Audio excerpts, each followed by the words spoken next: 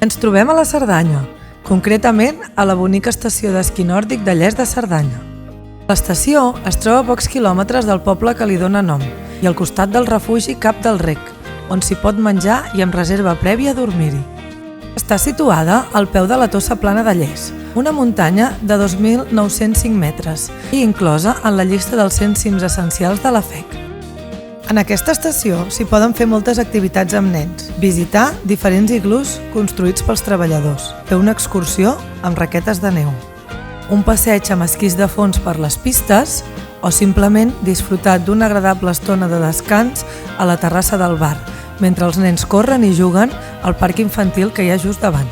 Nosaltres ens hem decidit per llogar material d'esquí de fons i fer el recorregut per les pistes. L'esquí nòrdic és una disciplina de les més completes i pels més petits és la més fàcil i ràpida d'aprendre. És ideal com a primera presa de contacte amb la neu i d'aquesta manera començar a conèixer les sensacions de lliscar-hi damunt, amb més seguretat que l'esquí alpí. Som amants de l'esquí nòrdic, un esport que manté un equilibri entre les sensacions divertides de lliscament, contacte amb la natura i vida familiar. Esperem que us hagi agradat l'excursió.